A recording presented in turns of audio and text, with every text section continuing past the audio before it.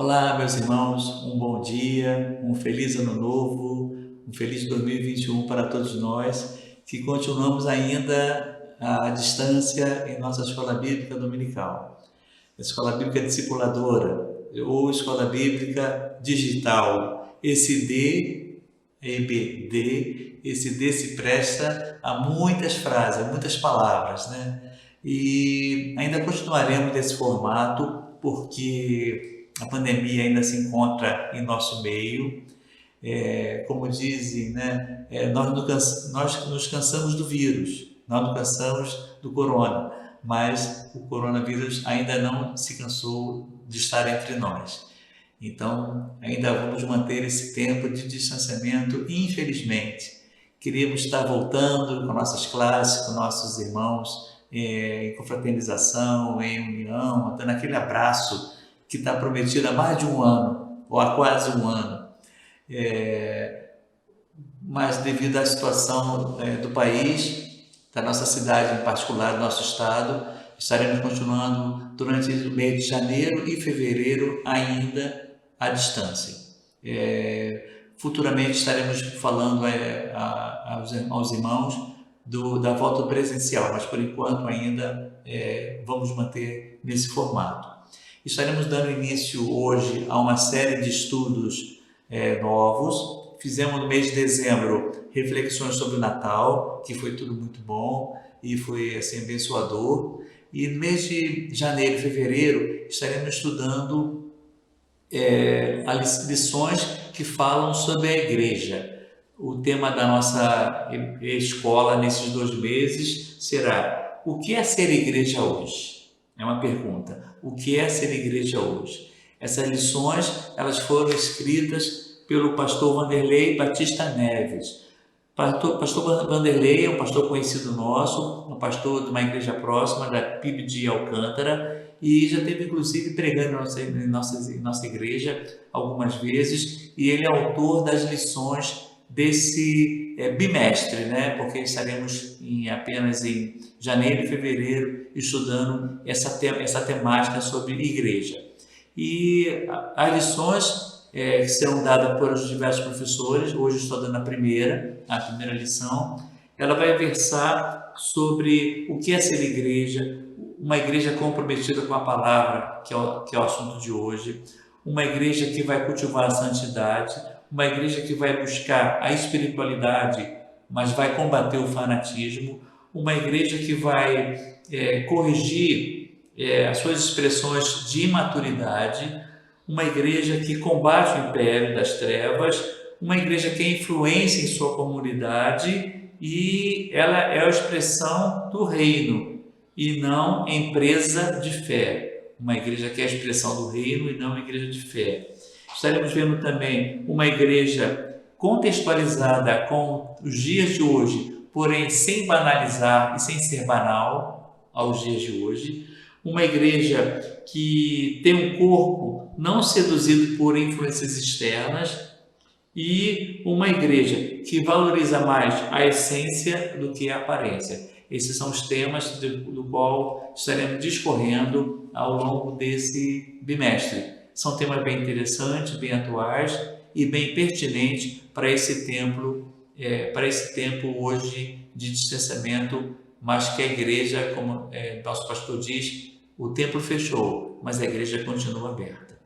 Estaremos então, nesse momento, dando início com a palavra de oração, agradecendo ao Senhor pela oportunidade e estaremos orando, pedindo para que o Senhor venha abençoar não apenas a lição de hoje, mas todo o decorrer dessa escola bíblica que começa exatamente hoje, primeiro domingo do mês de janeiro.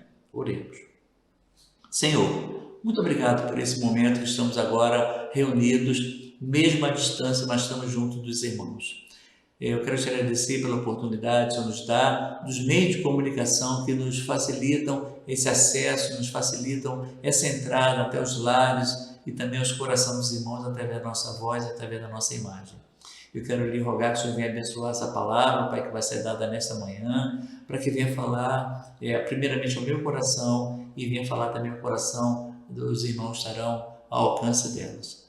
Muito obrigado, Senhor Deus, por esse momento. Obrigado pela Escola Bíblica Dominical, que durante o ano de 2020 não teve nenhum momento de interrupção, mesmo com dificuldade, mesmo usando outros recursos, outros meios e até aprendendo como fazer. Nós tivemos, durante todo o ano de 2020, a nossa EBD. Ela se fez presente. Muito obrigado por essa bênção, Pai, que possamos continuar em 2021 com a mesma garra, com a mesma vontade de crescer no conhecimento da Tua Palavra. É a oração que eu te faço em gratidão, em nome de Jesus. Amém. Então, meus irmãos, nós estaremos dando início à lição de hoje, que diz: uma igreja alicerçada na Palavra. E estaremos lendo como texto de nosso texto básico, Mateus 16, de 13 a 19. Mateus 16, de 13 a 19. Eu convido você que abra sua Bíblia em Mateus 16, versículo 13. Depois estarei lendo o restante.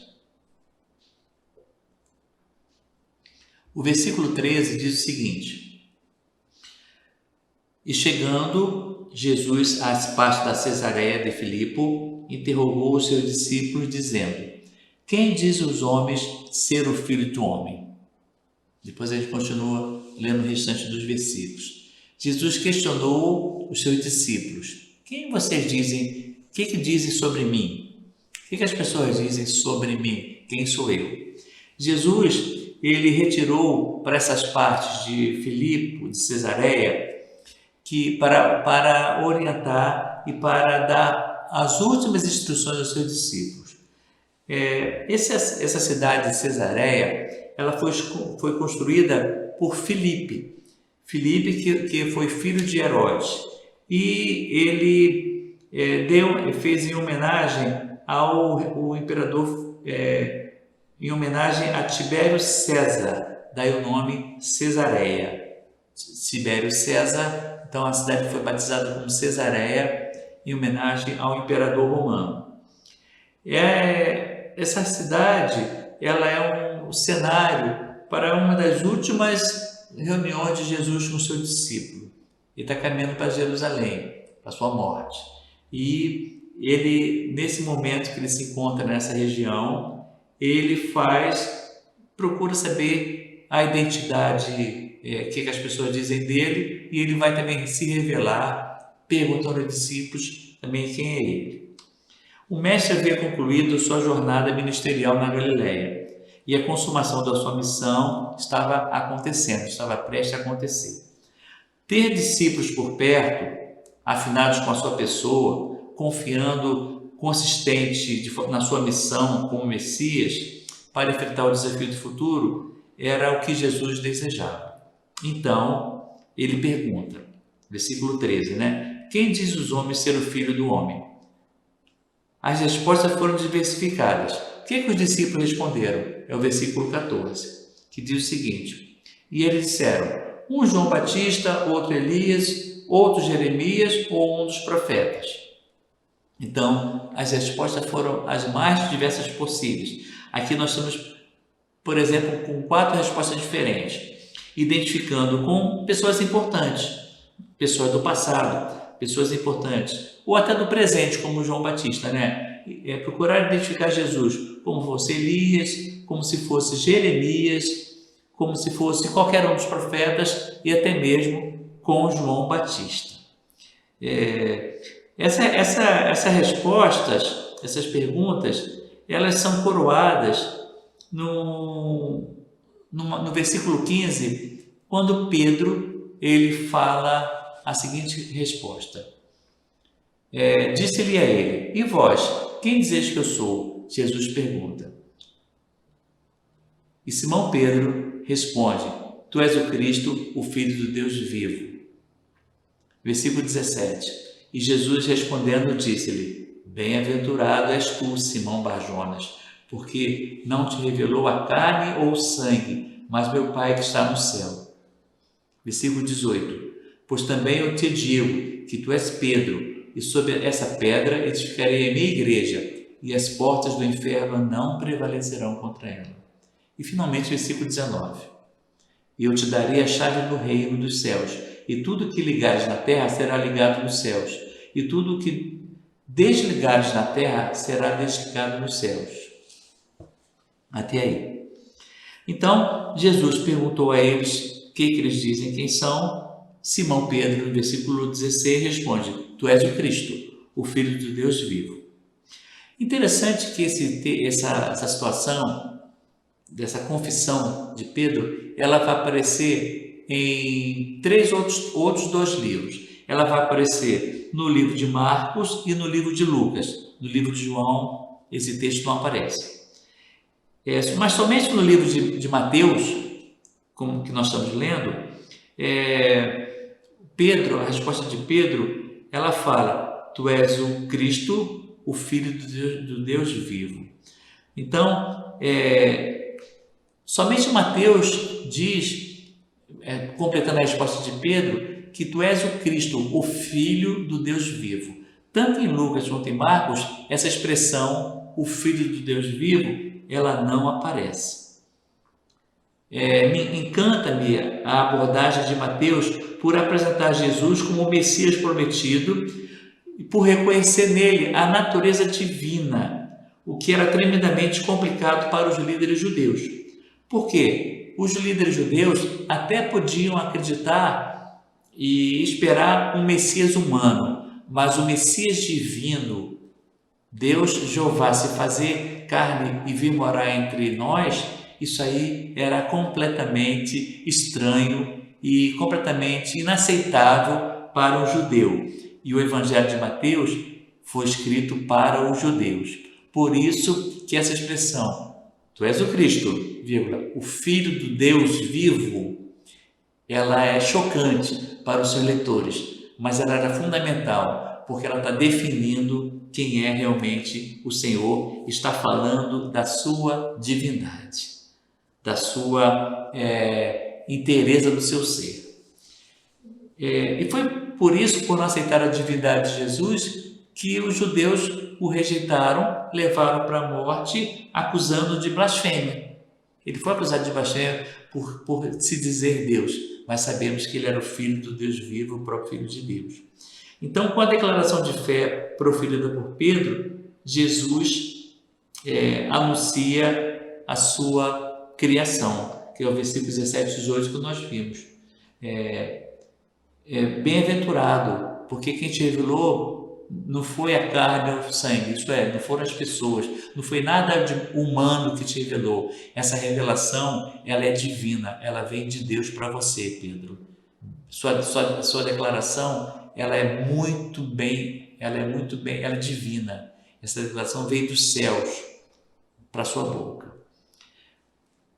A igreja, e hoje em dia? A igreja foi edificada sobre a rocha. A gente fala aqui sobre esse trocadilho que ele apresenta sobre Pedro, né? E pedra, e Pedro e pedra. A igreja foi edificada sobre rocha.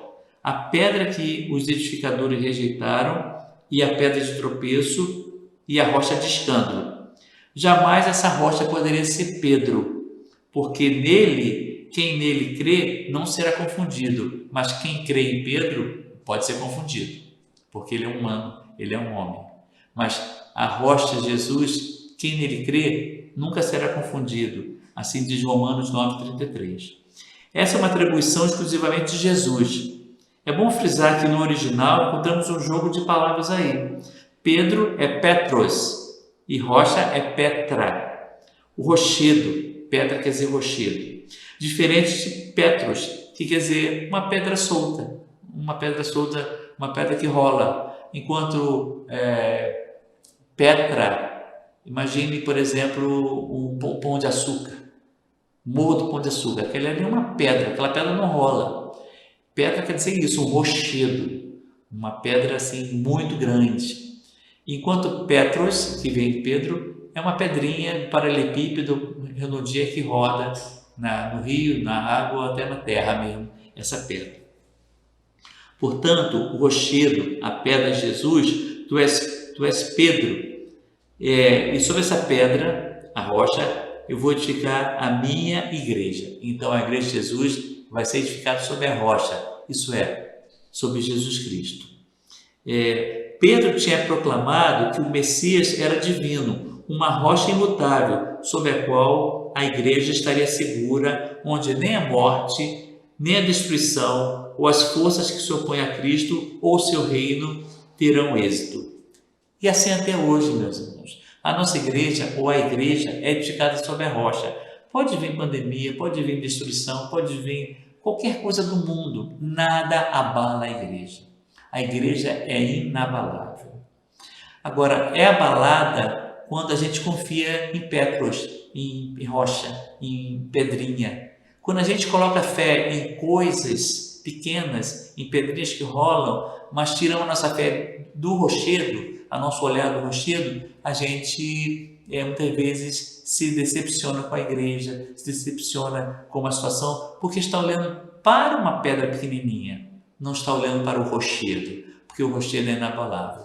Portanto, olhe para Cristo, olhe para a igreja montada por Cristo. As pessoas, as circunstâncias passam, Cristo permanece. Firme sua fé na rocha, como Pedro falou. A igreja não é produto do acaso, suas raízes estão firmadas em Jesus. Recebemos um legado dos nossos antepassados, que deve ser trabalhado e ampliado para ser transmitido às próximas gerações. A igreja tem história, a nossa igreja tem história. Nós estamos aqui há mais de 80 anos. Imagine quantas pessoas no passado fizeram, pregaram, estudaram a palavra, falaram sobre esse mesmo versículo, e hoje nós estamos falando, e futuramente, como nós estivermos aqui, alguém estará falando, dando continuidade a essa obra. Valorize raízes, valorize suas raízes. A igreja tem história e ela é comprometida com essa história. Nós temos aqui na nossa igreja muitas lembranças, muitos registros. Nós temos nossa memória dos irmãos que mais tempo da igreja do que eu, tem certeza que o nosso Salvador é eterno, que age e comanda e preserva os seus, e de suas mãos ninguém consegue arrebatá-los.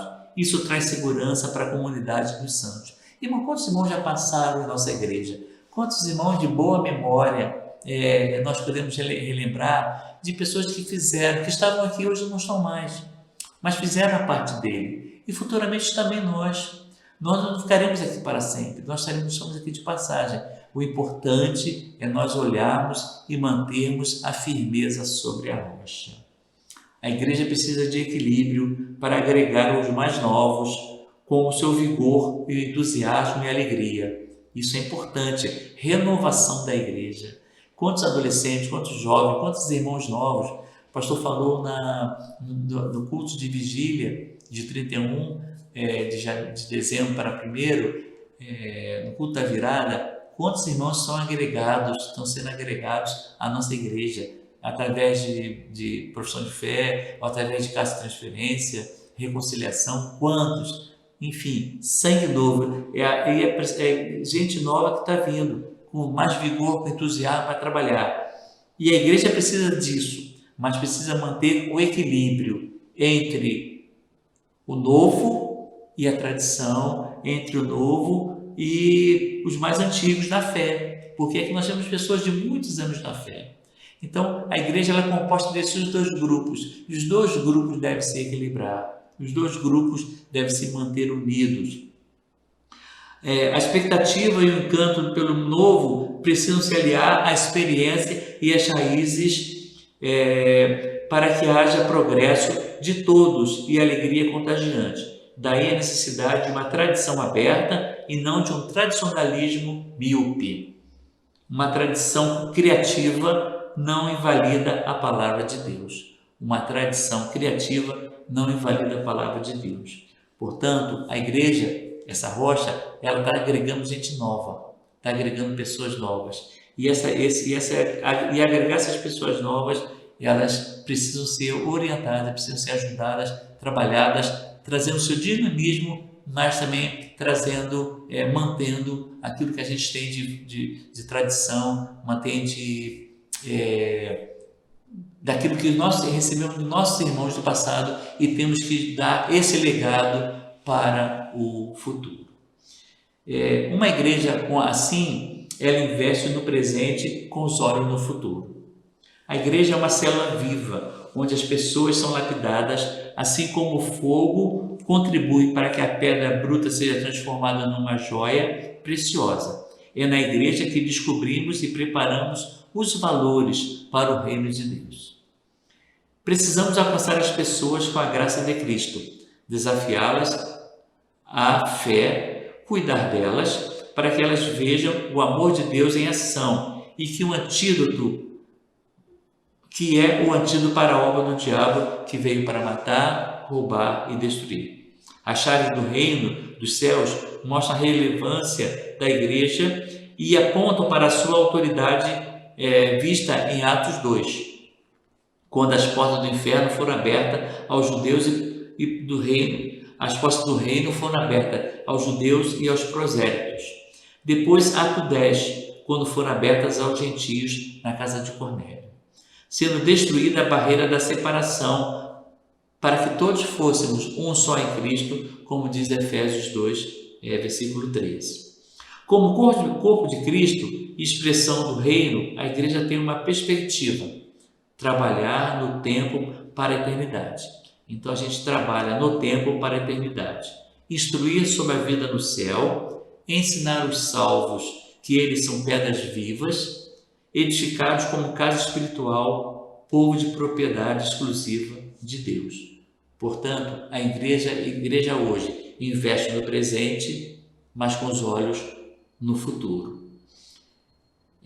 A igreja também é um abrigo para os exilados da fé. Como assim, José? O que você quer dizer isso? A vida neste mundo é um duro desafio. A vida cristã é um desafio maior. Passamos por lutas, provações, tempestades, incompreensões e sofrimentos diversos. Os filhos de Deus nunca tiveram vida fácil. Desde o passado até hoje, você se manter firme nesse mundo corrupto ou nesse mundo corruptível, manter-se firme na palavra e manter firme na integridade, muitas vezes nós temos que pagar um alto preço. Como tem atraído pessoas a pregação enganosa? Como tem atraído hoje em dia pessoas a pregação que ensina a você dar ordem a Deus? Não, eu ordeno que Deus faça isso. Essas pregações atraem muito. Como tem atraído pessoas, pregações que determinam o que se deseja, pois o filho do rei não pode ser pobre. Não, você tem que determinar, porque o filho do rei, que sou eu, não posso ser pobre, de maneira nenhuma. Afinal de contas, eu sou filho do rei dos reis, ensina essas igrejas. Como atrai também pessoas a ideias ou estudos que o sofrimento é falta de fé ou obra do diabo, que o salvo é cabeça e não cauda, que se deve brigar com Deus, dizer que não aceita determinadas coisas e que eu, pela minha boca, determino vitória. Esses são os ensinos nos dias de hoje e tem muita gente indo atrás dele. Essa é uma postura de aparente fé, mas na realidade de total ignorância e distúrbio quanto à fé. Isso não é postura de fé, isso é postura de aparente fé, essas declarações que são feitas. Mas ela é um distúrbio e ignorância quanto à verdadeira fé. O Evangelho Bíblico diz que nós somos servos, que o nosso tesouro é incorruptível, está nos céus. Isso não quer dizer que é proibido progredir ou adquirir bens, ou você se dar bem na vida, assim, ter profissionalmente uma vida estável e com segurança, com conforto. Isso não quer dizer isso. Porém, a Bíblia diz que a gente não deve colocar o nosso coração nisso. Eu não deve buscar o Senhor para obter isto, como muitas vezes é ensinado que você tem direito, já que você tem a salvação, já que você é filho do rei, você tem que viver como um rei aqui na terra. Os salvos pertencem ao Senhor e jamais serão separados do seu amor. Não se trata também de eu me declarar que eu sou cabeça ou cauda. Na verdade, nós somos o corpo de Cristo. Na verdade, nós somos o corpo. Cabeça é o Senhor, cauda nem existe. Então, essa declaração, eu sou cabeça, não sou cauda, é completamente vazia de sentido e de espiritualidade. É uma declaração mundana.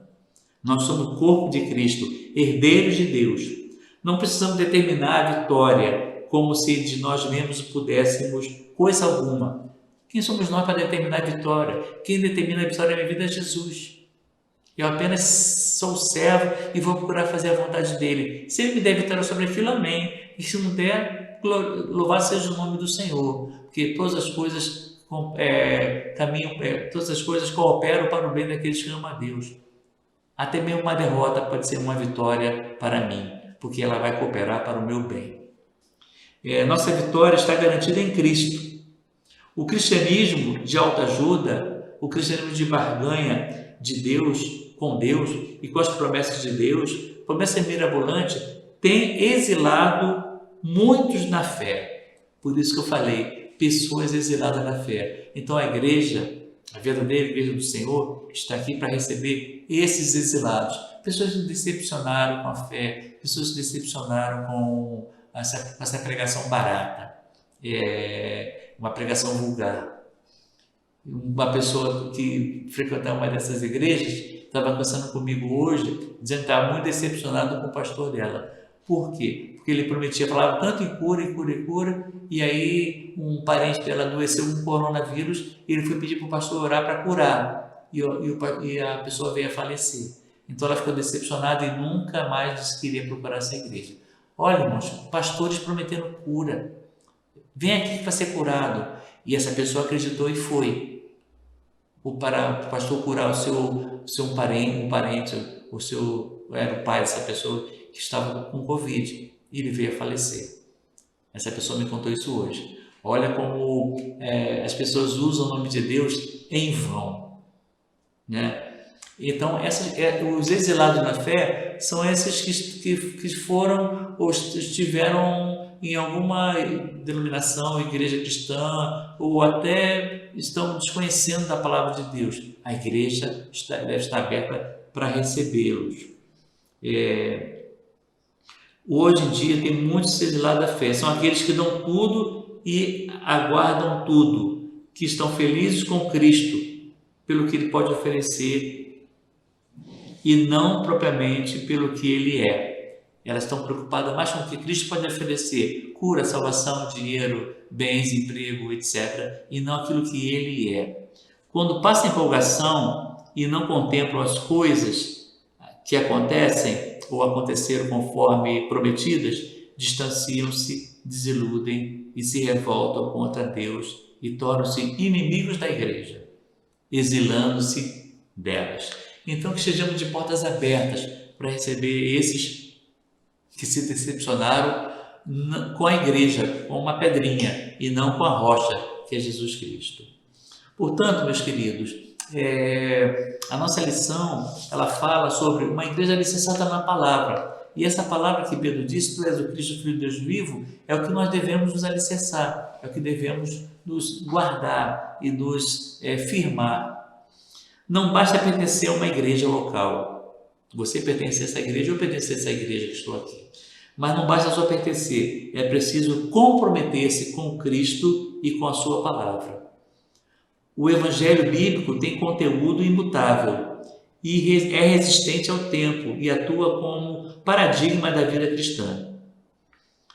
Dá para ser igreja sem doutrina, sem herança, sem legado, sem bases teológicas? Não, é impossível. Não dá para ser igreja sem doutrina, ou a doutrina é criada por pessoas. Não dá para ser igreja sem herança, sem saber o que já fizeram no passado, o que a gente recebeu deles. Não dá para ser igreja sem bases teológicas. Nós temos que saber, devemos conhecer o que nós estamos pregando, vivendo e anunciando.